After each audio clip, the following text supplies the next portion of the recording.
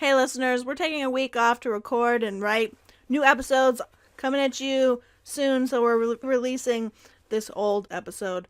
This episode is particularly relevant because the coming series will reference all of these reproductive histories, so enjoy!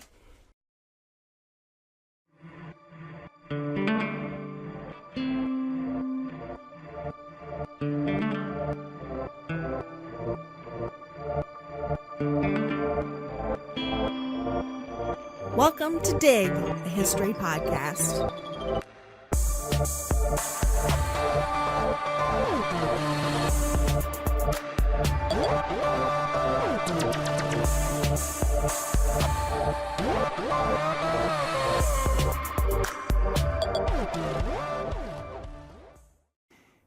In the late 19th and early 20th century, the women's rights movement began to turn its attention more directly at birth control. For such a long time, the focus of feminism had been on winning the right to vote, and there was some debate within the movement itself over what to focus on. Today, in the second episode of our Women's Reproductive Health series, we will be talking about the birth control movement, Margaret Sanger, and abortion in the early 20th century. I'm Sarah. And I'm Elizabeth. And we are your historians for this episode of Dig.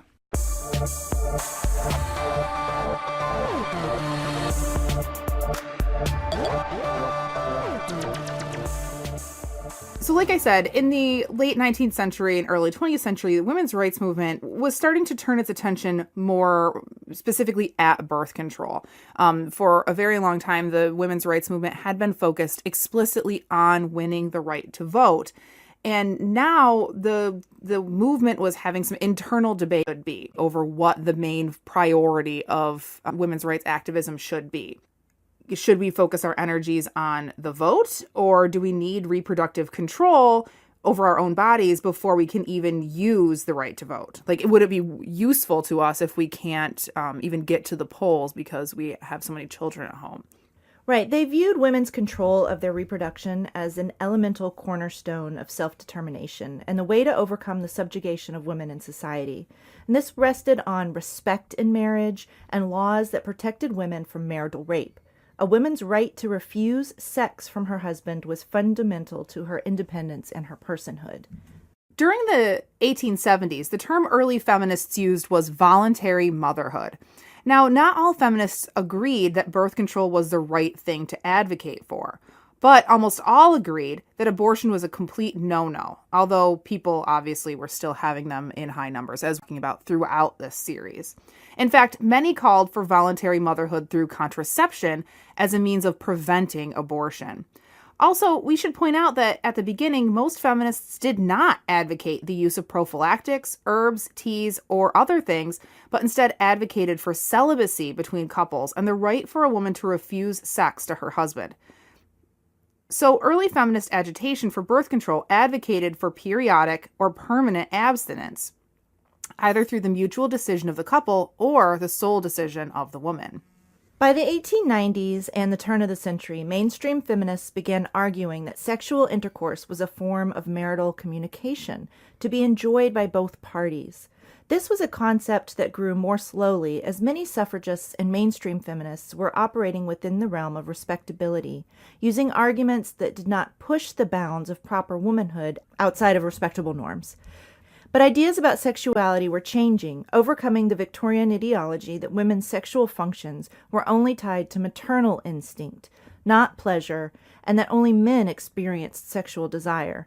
It is important to remember, however, that this sexual communication was still strictly within the bonds of marriage.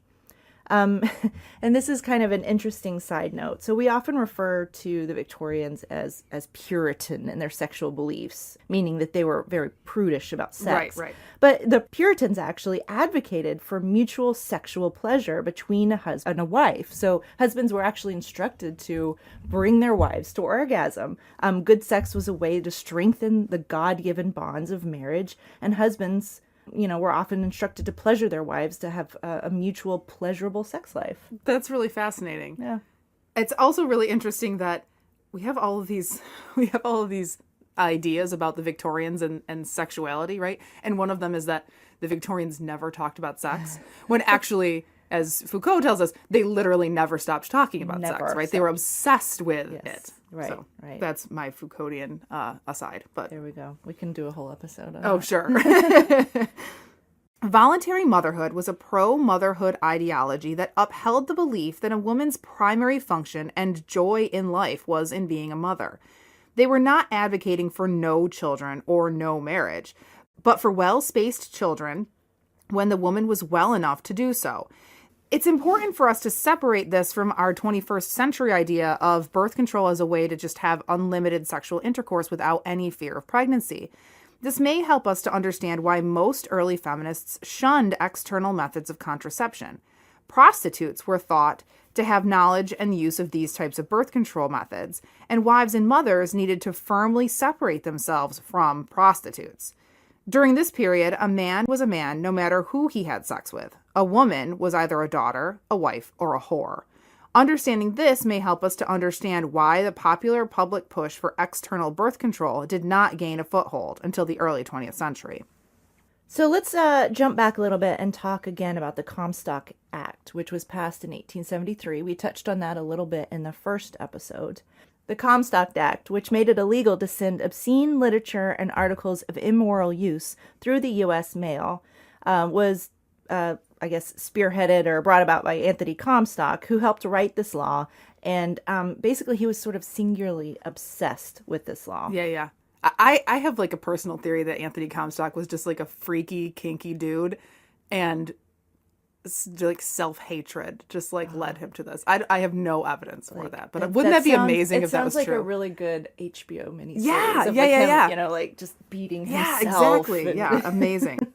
So this seems sort of silly to us today, but this was a way of cracking down on quote-unquote immoral things like birth control and family planning manuals, but also on things like sex toys and other kind of sexual paraphernalia.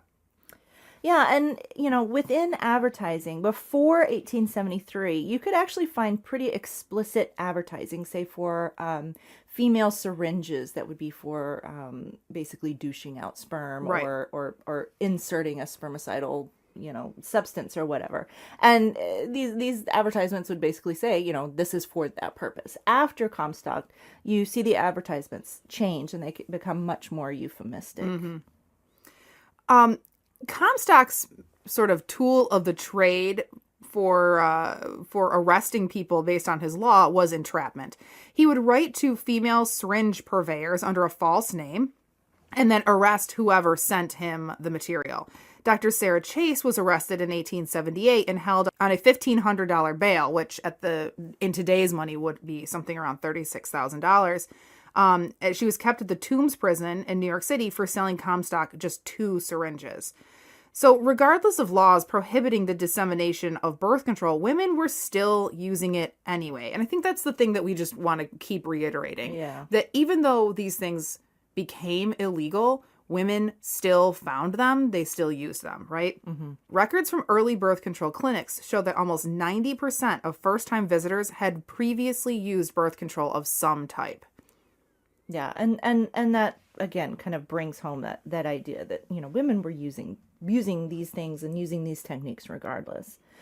Birth rates were falling, and by 1900, most women were only having an average of 3.2 children as compared to 7.4 a century before. And this was a continuation of a process that had been in progress in America since the era of the American Revolution. Right, yep. But as mentioned previously, condoms, pessaries, tampons, douches, herbs, and chemicals were all being used to prevent pregnancy.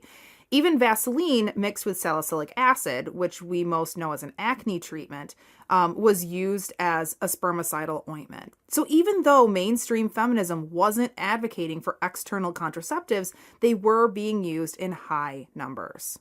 And another part of birth control during this time was actually coitus interruptus, what we now know as, pulling out. Right. You know, this was really the most popular technique, but it did rely on a willing partner and extreme discipline. Also, Right. during the time, most doctors advised their male patients that it would result in impotence or neurotic disorders. So obviously, quote, pulling out is not the best means Right. of, And it doesn't of birth control. It doesn't work particularly well either. Not particularly well. But this just to give you the all-encompassing view of how we're dealing with birth control. This was actually a form of birth control. And I think it's hard for us in the 21st century to understand that convincing your husband to pull out is a big deal. Mm-hmm. That shows that you have some control over your own autonomy, really. And some power over your husband, right? To convince him or to control him in sexual matters, when it was considered that matters of sexuality were up to your husband, not up to you. Right? Absolutely. It's important to point out that although illegal, women who could afford the services of a private doctor had a higher likelihood of obtaining reliable contraception than women who had no access to a doctor or a knowledgeable midwife. So it was middle class and upper class women who had reliable access to birth control methods, and poor women and immigrant women and women of color who did not. Right. And this is a theme that we will revisit, I think, throughout the rest of the series. Absolutely. Up until today. Mm-hmm, absolutely. Yes.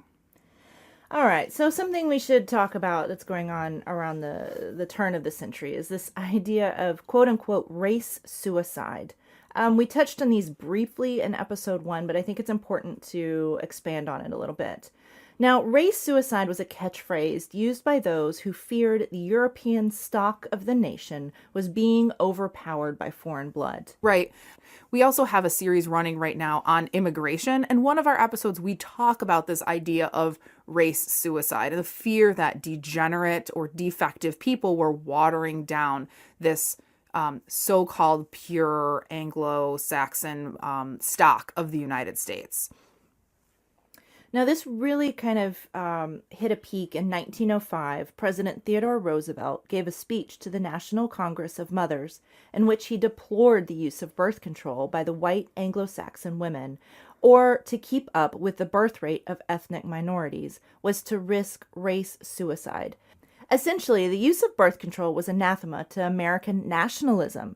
So he's essentially calling these white Anglo-Saxon women traitors if they use birth control, or if they don't produce as many children as ethnic minorities are. They're contributing to the downfall of America. Right. Now, Roosevelt didn't come up with this term. This fear had been prevalent since the Civil War era, but such a statement by such a popular president gave rise to what came to be known as the race suicide controversy. Right.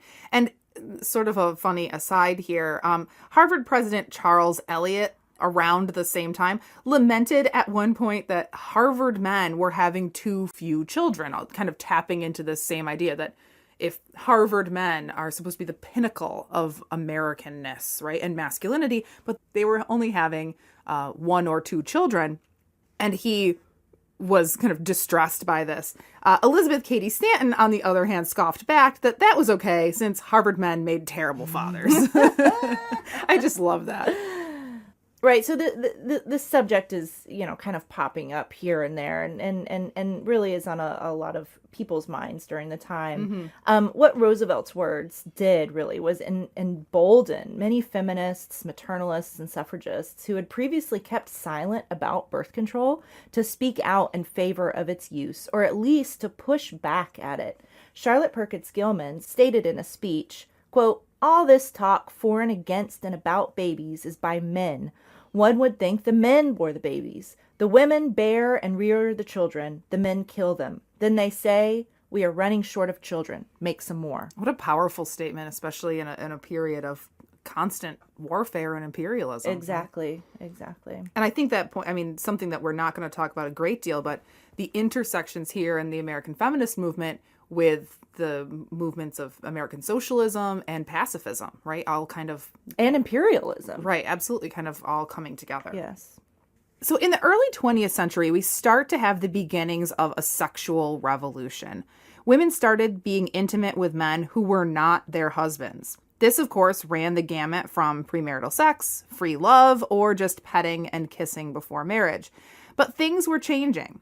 In the Victorian ideal, women were to have sex with only one man in their lives. And if they wanted to limit their family size, they could only have sex periodically. As sex became more understood as a normal human experience, not just an animal instinct of men, this Victorian ideal became more and more unacceptable.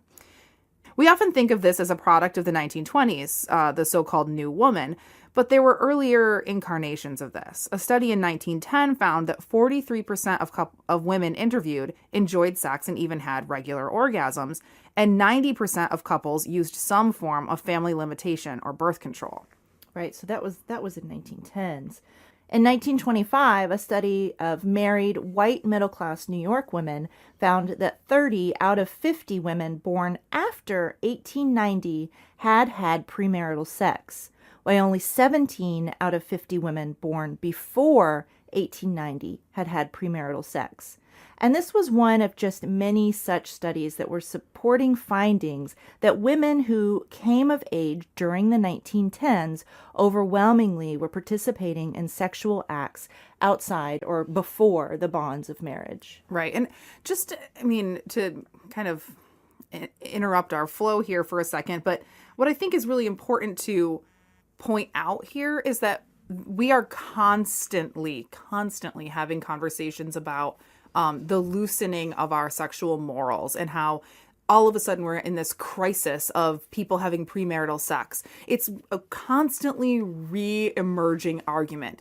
But what these statistics show us is that there was never really a moment in American history or in any country's history where people were perfectly not having premarital sex, right, or not having sex outside of the bounds of marriage. That has never existed, no, right? This is a fiction that we tell ourselves that, like, there was this moment where America was, dare I say, great, where, everyone was perfect, chaste and pure, and only waited until marriage, held hands, yes, chastely before they walked down the aisle. That's simply not true. It was not the case. But it's hard to think of your grandmother or your great grandmother in the back of a Model T. That's amazing. What an amazing image.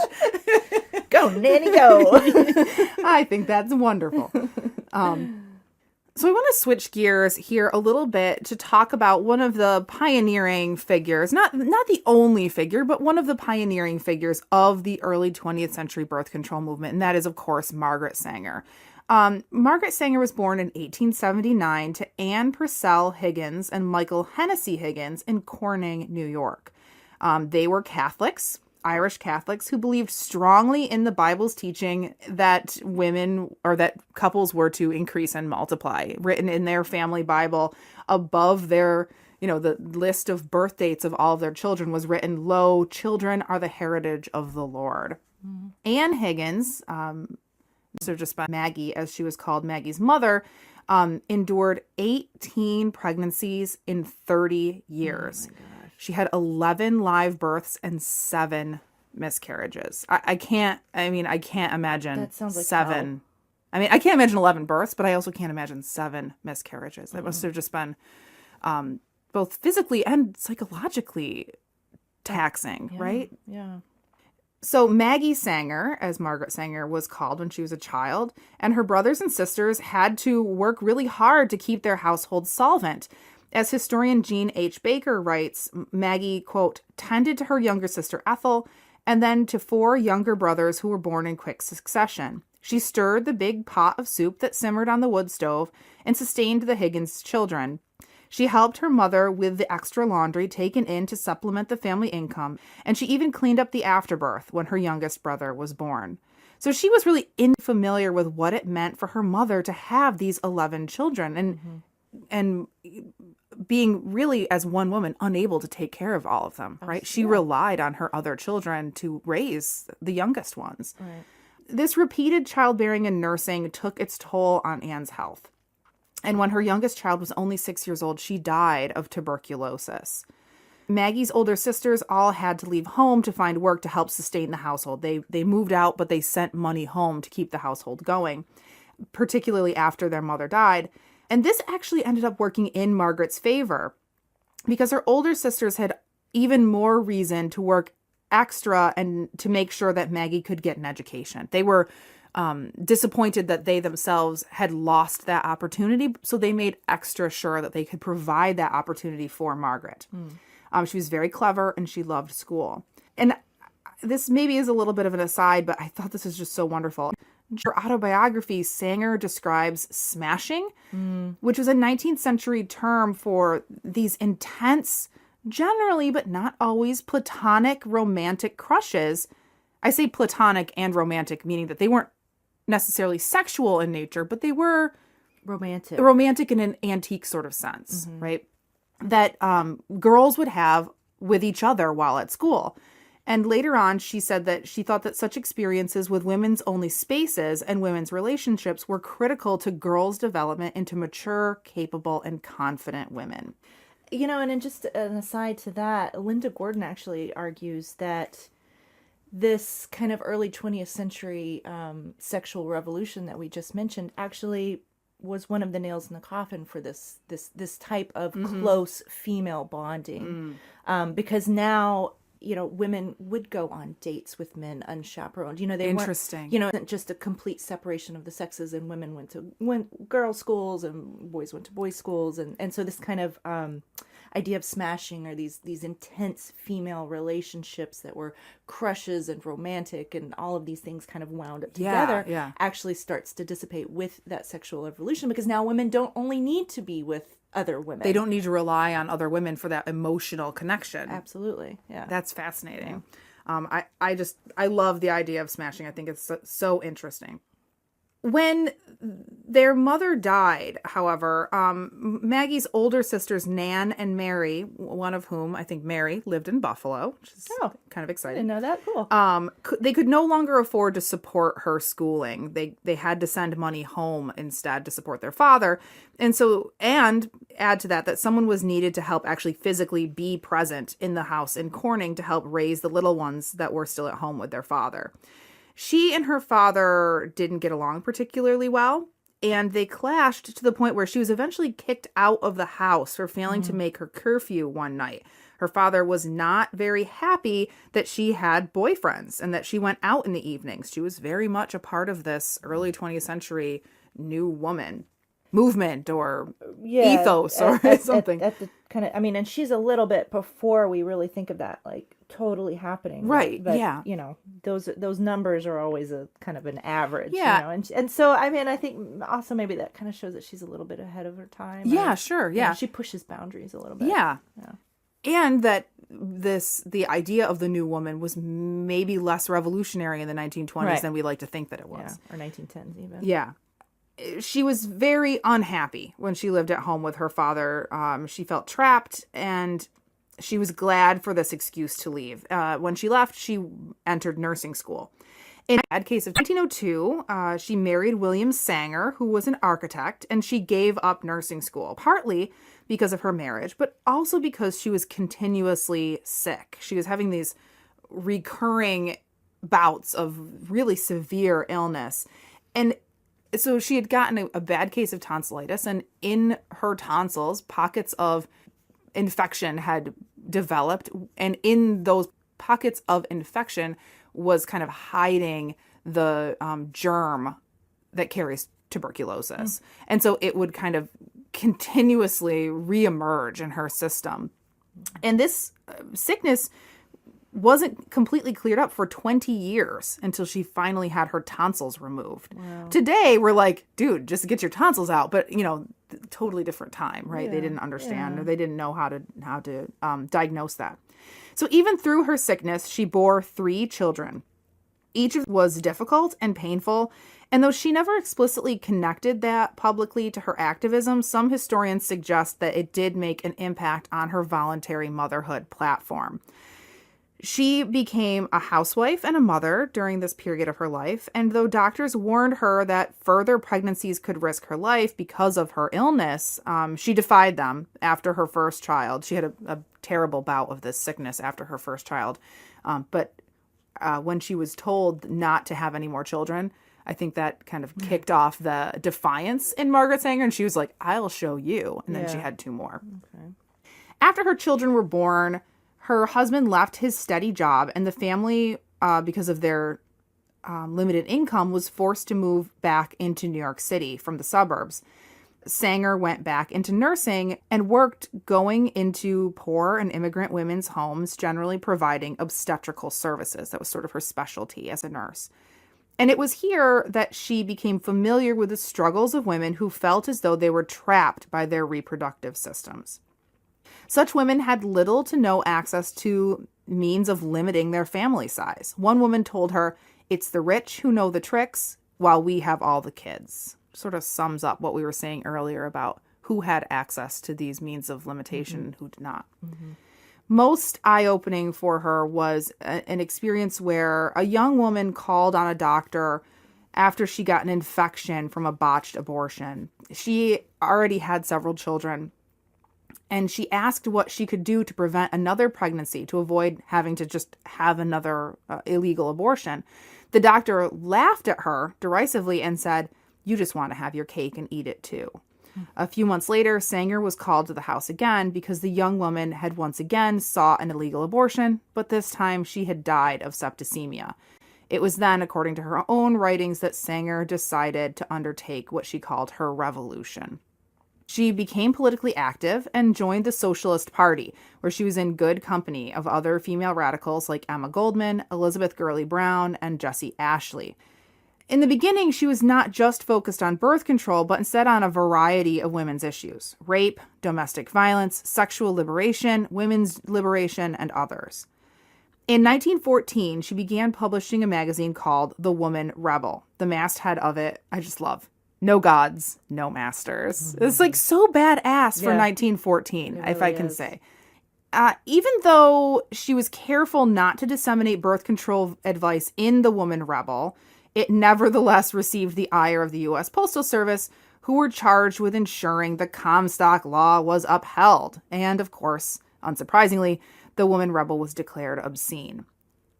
In 1914, she wrote a pamphlet called Family Limitation, which was very explicit. It was it was giving specific birth control and family limitation advice. And she wrote it partly to disseminate that advice, but also to draw the ire of the Comstock agents, right? She did it purposely to conflict with Comstock. Sanger and others were constantly trying to bring on the furor of the Comstock agents. She, knowing that she would most likely be arrested for publishing it, she fled the country and then instructed her friends at home to publish the pamphlet on her behalf. In the meantime, her husband, William, was jailed for passing a copy of the pamphlet directly to a Comstock agent, really asking for it. And then, because of this, her children, she was out of the country, her husband was in jail, her children were sent to boarding schools. During this time, her daughter, her youngest child, Peggy, became very, very sick and eventually died. Much has been made out of this, that Sanger loved abortions, but she neglected her own children. You hear this really often in criticisms of Sanger and of organizations like Planned Parenthood. But in reality, the death of Peggy crushed her and haunted her for her entire life. She was deeply, deeply troubled by this. She was present when Peggy died. So it's not as though she just abandoned her children and they died on the street or something. She regularly dreamt about Peggy and believed that her spirit came to her in dreams. And she regularly, on her birthday, on Peggy's birthday, and on the date that Peggy died, held seances, hoping to commune with her spirit. In 1916, she opened a birth control clinic in Brooklyn. And on the first day, 100 women and 20 men waited in line to be seen. By the time it closed, just a few weeks later, 500 patients had been enrolled. And she said of this, nothing, not even the ghost of Anthony Comstock, could have kept them away. Anthony Comstock had just died a few months before.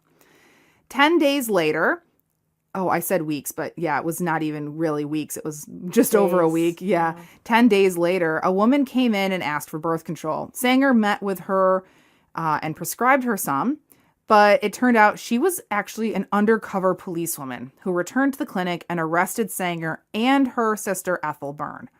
Byrne was convicted first, and sent to a workhouse where she went on a hunger strike and was the first woman in the United States to be force-fed on a hunger strike.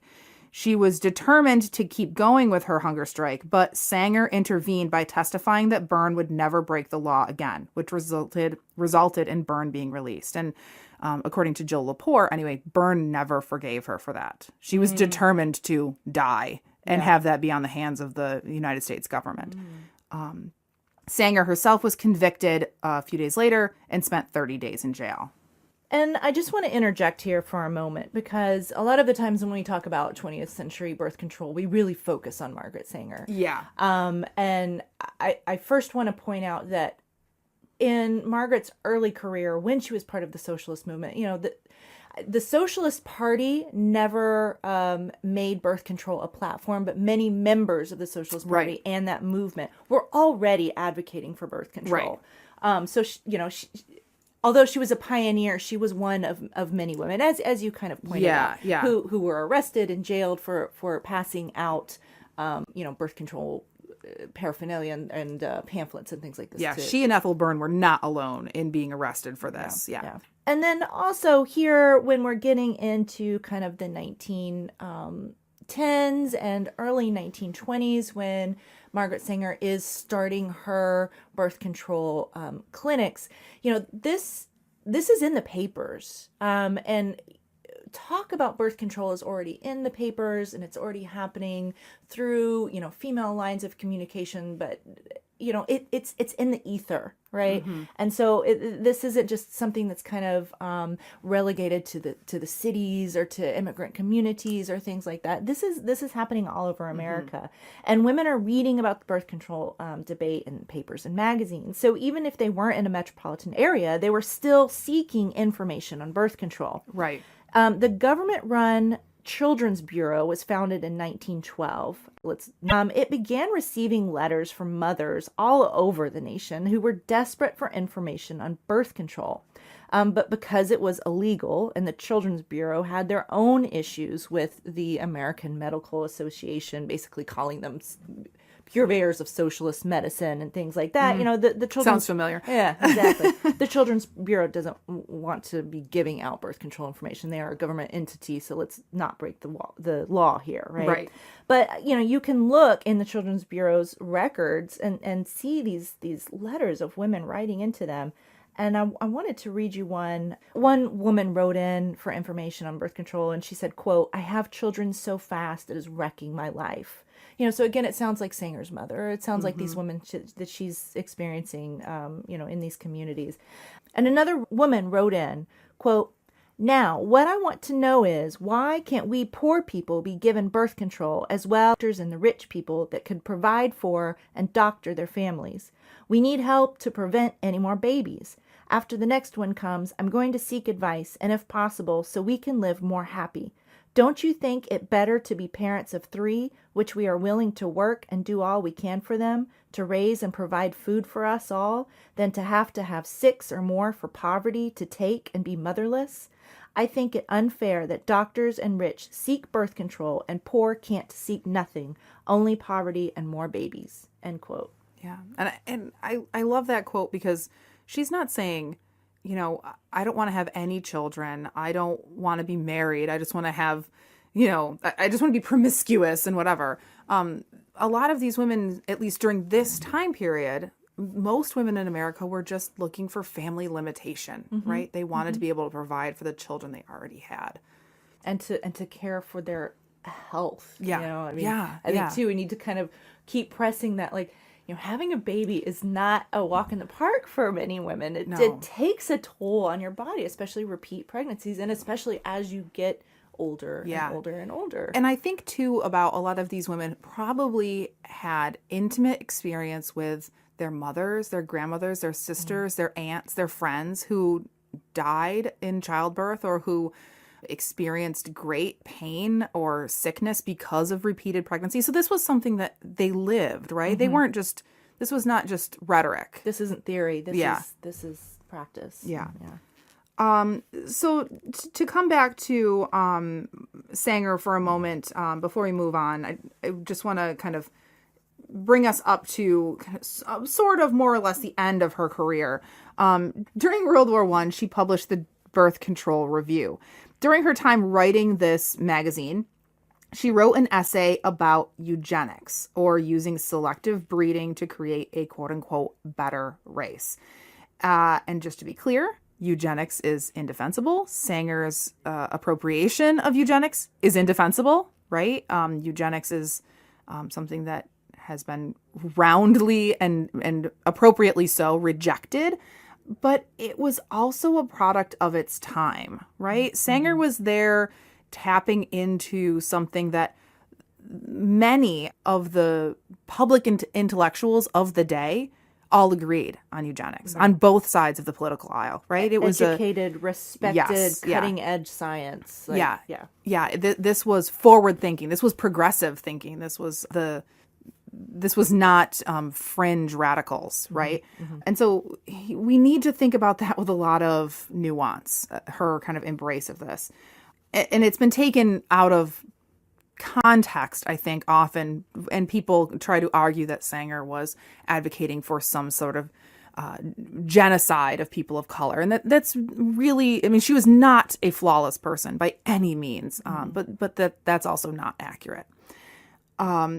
She also helped to found the American Birth Control League in 1921, resisting efforts to join forces with Mary Ware Dennett's National Birth Control League.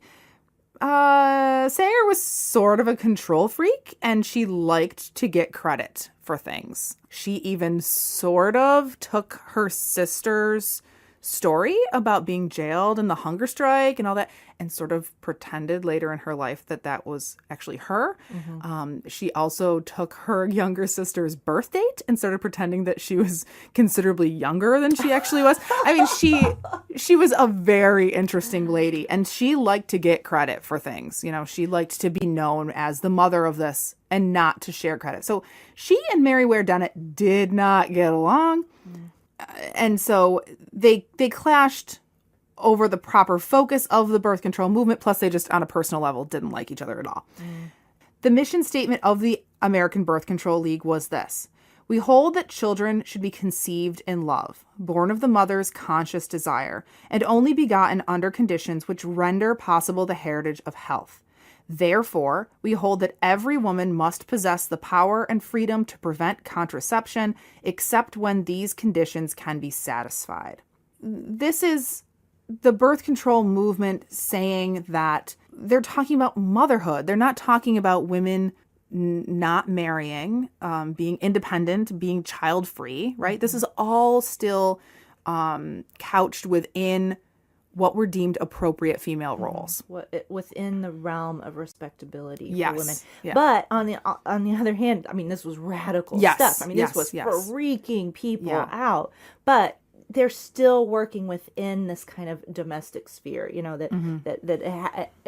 it's within the mother's realm or the woman's realm to still be a mother. It just has to be in these safe confines. That's what they're asking for. I mean, even to say that children should be conceived in love, born of a mother's conscious desire, I mean, that's pretty radical language, you know, talking about women's desire and women's, sexual pleasure, sort of implicitly. That's pretty radical. And then what we remember Sanger perhaps most for now is in 1946, she helped to found the International Committee on Planned Parenthood, which developed into the Planned Parenthood organization that we know today, which was focused on family planning, birth control, and women's health. And as a side note, Planned Parenthood did not provide abortion services at all until after Roe v. Wade in the 1970s. As an aside, the Comstock laws, we're back to them again? Back to the Comstock laws. In 1936, the Comstock laws were finally overturned in a court case called, this is my favorite court case name, I think, ever, U.S. versus one package of Japanese pessaries. A birth control method, obviously, pessaries, we've mentioned a couple times.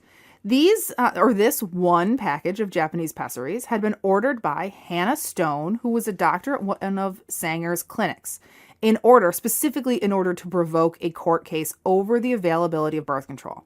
Soon after, the American Medical Association voted to consider contraceptives a normal medical service.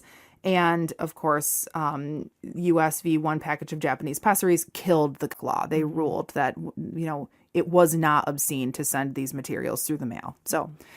So sorry, Anthony Comstock. Yes. Actually, sorry, not sorry. And, I think the fact that we do have finally like a Supreme Court case, usually Supreme Court cases of that magnitude come after a national change in thought. Yes. So that kind of reflects these changing sexual norms and these changing thoughts about sex, as we were speaking of, women's sexual experience in the 1910s, 1920s, right. So now we're at 1936, like those women are now, 40 and 50 years old that had sex when they were teenagers, right. Times have changed. And particularly World War I happening right in that period too, which was, many men being provided with condoms overseas, right? Mm-hmm, absolutely. You know what? Let me give you a little statistic. Actually, it's an interesting note on condom usage.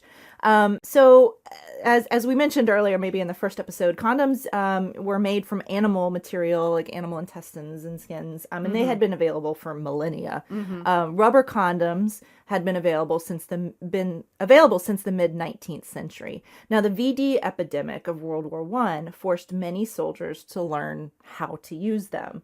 A study in Baltimore found that 2 to 3 million condoms were commercially sold before World War I, and 6.25 million were sold in Baltimore in the mid-1920s. So essentially finding that after World War I, condom sales doubled. Right.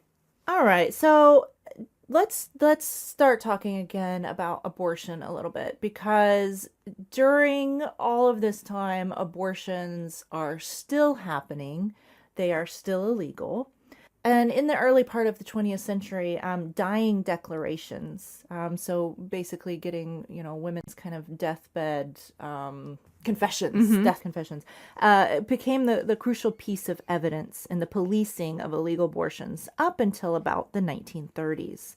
Women admitted to hospitals due to complications from illegal abortions were interrogated, often near death, about their abortions. Because poor women were forced to use cheap and dangerous self-induced measures or inexpensive but unreputable abortionists, they were more likely to end up in the hospital with these complications. These women were questioned about intimate details of their sexual life by male police, physicians, and hospital staff in order to provide prosecutors with information about abortionists. Doctors became an arm of the state in pursuing the criminalization of abortion, yet not all of them agreed with the merging of medicine in the state. Dr. William Robinson lectured that, quote, "The business of the doctor is to relieve pain, not to act as a bloodhound for the state," end quote. The dying declarations compromised the private relationship doctors had with their patients, and many physicians refused to cooperate with the state in such matters. Investigations into abortion-related deaths also caused pain and embarrassment for the women's families. Police visited the houses on both sides of Frances Collins' house, as well as ladies from her old neighborhood after her abortion-related death, in order to determine if someone knew who her abortionist was. The coroner asked Marshall Hostetler about his deceased girlfriend. When did you become intimate with her? Have any relations with her? How many times? Where did it occur? So really intimate questions that people are not comfortable answering, right? Newspapers hungry for scandalous stories would print the names and intimate details of women who had illegal abortions. Papers would sometimes hint that police had uncovered lists of women who had abortions when they confiscated an abortionist's records during raids. The threat of public shaming exposes the great agency women showed when seeking out an abortion.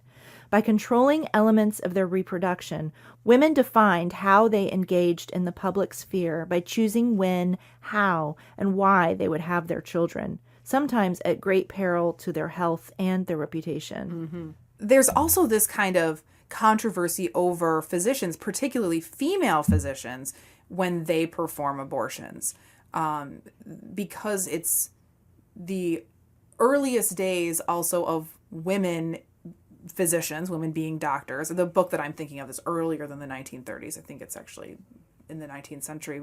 But there's a great book by Regina Marantz Sanchez called Conduct Unbecoming a Woman. And it's all about this huge public spectacle and trial of a woman who, a female doctor, who was accused of murdering women who came to her trying to get illegal abortions. So it goes for the doctors as well, I think. I hope that makes sense. And again, another woman kind of like stepping out of her place. Absolutely. Yeah. Sort of a double crime there. Right. Being a public figure as a doctor, right? Kind of wresting power out of the hands of male physicians and also performing abortions. The Great Depression marked a massive upsurge in abortion rates for both working and upper-class women. One young teacher whose fiancé was unemployed became pregnant. Her quote-unquote choices were not really choices at all. She could marry her fiancé and lose her job, as married women were routinely fired on the assumption that jobs should go to men, and keep the baby but have no means of support because he was unemployed.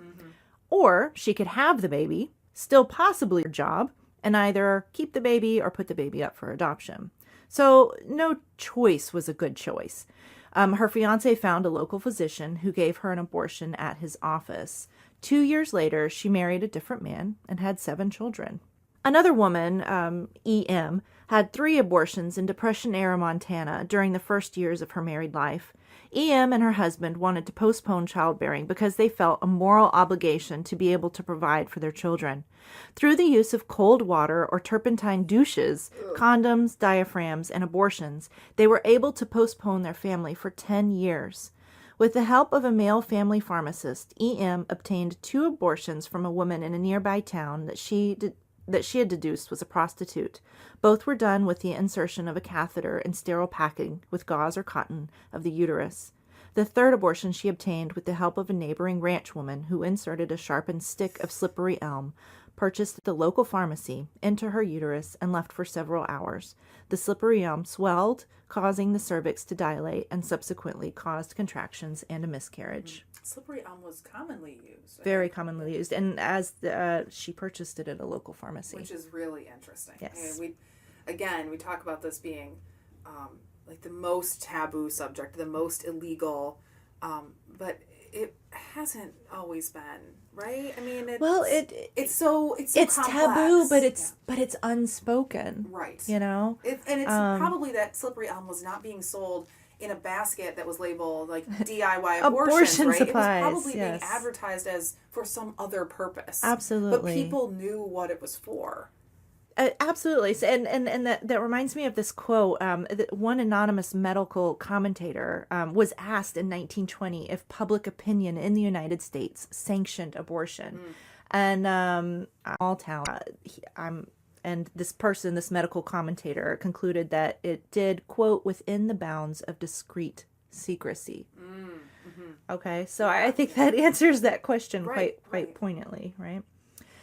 Physician abortionists performed tens of thousands of abortions in major cities and small towns throughout the 1930s. Dr. Josephine Gabler performed over 18,000 abortions at her Chicago office between 1932 and 1941. That comes out to 5 a day, 7 days a week. The increased visibility and availability of abortions brought a severe crackdown on physician abortionists who had been operating with relative impunity and with a large referral system up until that time. These physician abortionists also practiced in a relatively gray area, as all state laws on abortion had provisions that allowed for medically necessary therapeutic abortions performed by a licensed physician. These therapeutic abortions would increasingly come under fire in the 1940s and the 1950s. I think it's also important to point out that in the 1940s and the 1950s, we have a crackdown on a whole lot of things in American culture as the kind of first or second Red Scare. Increased pressure to conform, the kind of increasing conservative push. Yeah. So this kind of second crackdown after the 30s, when, the 30s, I don't want to say it was sanctioned, but maybe it was more understood as okay, that families are in dire financial inevitable, straits. that Right. It was uncontrollable. Maybe you didn't Right. like it, but it was going to happen. Right. And again, I think this points us toward, we have a tendency to think that history is a straight line of continual progression towards liberalization or progress, right? And this shows us that that's not the case, because we have a sort of sexual liberation in the early part of the 20th century, a move towards birth control, and then you have a retraction of that in the 40s and 50s, right? So this is a continuing sort of Ebb back and and flow. forth. Yeah, good. So raids on physician abortion offices intensified substantially during the 40s and the 50s. As the Second Red Scare increasingly ratcheted up conservative powers, so too did it increase the regulation of women's bodies. Raids on abortion practices again became commonplace. A particular raid in 1947 on abortion practice picked up 8 women as they left the office. The women were each required to submit to a gynecological exam where the police doctor removed the rubber catheter that had been earlier inserted by the abortionist. Oh my gosh, talk about invasive. Yeah. Wow. Later, when police entered the office, they found the abortionist working on a patient. They arrested the abortionist and took the patient and all office records with patient names to the police station. So just straight up interrupted this medical practice. Because again, we should point out that there were gray areas in the law where a therapeutically necessary abortion was legal by a licensed physician. So these licensed physicians are providing what they determine as therapeutically necessary abortions. Right. Hospitals became important regulators in the state's attempt to suppress abortions. Review boards were established at most hospitals. These consisted of a panel of doctors who acted as gatekeepers to safe and legal abortions. Physicians had to petition the review board and provide medical details on why they thought a therapeutic abortion was needed. These boards acted as a deflection to increased legal scrutiny. Also, therapeutic abortion committees provided a way for more conservative physicians to impose their views on their colleagues, thus making therapeutic review boards increasingly conservative in their medical assessments. And so that kind of leaves us off right in the 1950s. We're going to go into the 1960s and talk about the abortion debate kind of leading up to Roe v. Wade in episode 3. Yes, yeah. All right. Well, I'm Elizabeth. And I'm Sarah. I'm Elizabeth Garner-Mazurek. And I'm Sarah Hanley-Cousins. Thanks so much for listening. We really appreciate it. Please follow us on all social media. Follow us on iTunes, Stitcher, wherever you get your podcast apps. All right. Thanks for listening. See ya. Bye. This podcast was produced by the historians of DIG, Elizabeth Garner-Mazurek, Sarah Hanley-Cousins, Mercer Rhodes, and me, Avril Earls. You can find show notes and further reading, as well as the archive for the History Buffs podcast at digpodcast.org. Thanks for listening. Joctor? That comes out to 5 a day, 7 a week. The increased 7 days a week. 7 days a week. Yeah. What did I say? 5 a day, 7 a week. Oh. Yes. Are we recording now? It looks like it's working. Lava, lava, lava, lava. Okay, let's Turn off notifications. How now, brown cow? It looks like it's recording. Okay. Okay. Okay.